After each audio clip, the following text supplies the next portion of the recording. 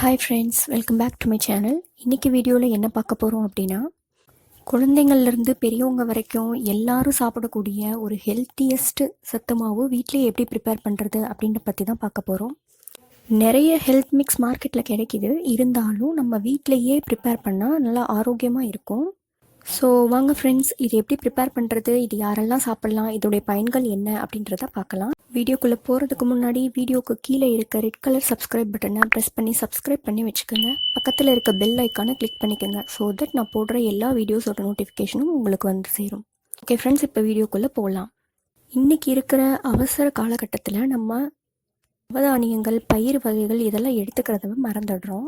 அப்படியே எடுத்துக்கிட்டாலும் சத்தான உணவாக எடுத்துக்கிறது கிடையாது. அப்படி பழங்கால உணவு முறைகளை செய்யறதுக்கான பொறுமையும் யார்கிட்டையும் இப்போ கிடையாது. அவசர காலகட்டத்தில் நம்மளோட ஹெல்த்தை பற்றி யோசிக்கிறதவே மறந்து சீக்கிரமே ஆரோக்கியம் இல்லாமல் ஆயிடுறோம்.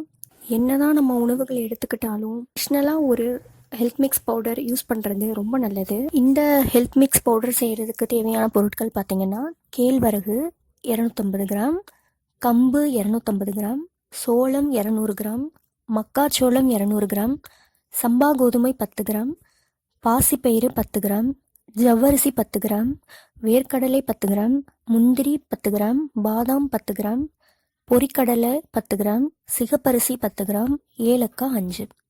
முதல்ல இதில் இருக்க பயிர் வகை எல்லாத்தையும் ஊற வச்சு நல்லா முளை கட்டுற அளவுக்கு விட்டுறணும். நல்லா முளை கட்டினதுக்கப்புறம் இதில் இருக்க தானிய வகைகள்லாம் எடுத்து நல்லா வெயிலில் உலர்த்தி அப்புறம் மிதமான சூட்டில் நல்லா வறுத்து அதுக்கப்புறம் அரைக்கணும். அரைச்ச உடனே ஒரு கண்டெய்னரில் போட்டு க்ளோஸ் பண்ணி வைக்கிறதுக்கு பதிலாக கொஞ்சம் அந்த மாவை நிழலில் உலர்த்துனீங்கன்னா கட்டி விழாமல் இருக்கும். அதுக்கப்புறம் உங்கள் தேவைக்கேற்ப நீங்கள் பயன்படுத்திக்கலாம்.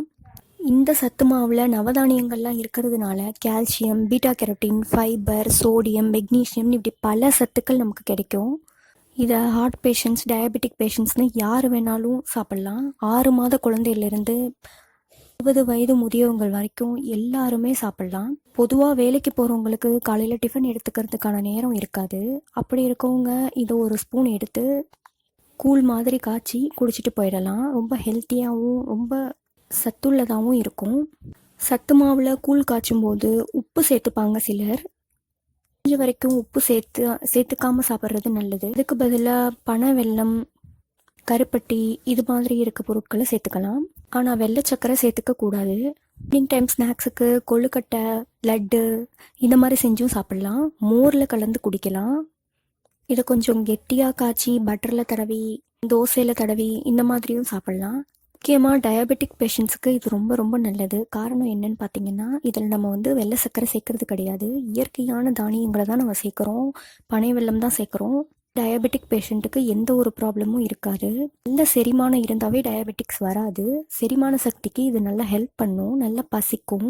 இது மட்டும் இல்லாமல் இதில் நிறைய நார்ச்சத்து இருக்கிறதுனால மலச்சிக்கல் போன்ற ப்ராப்ளம்லாம் இருக்காது.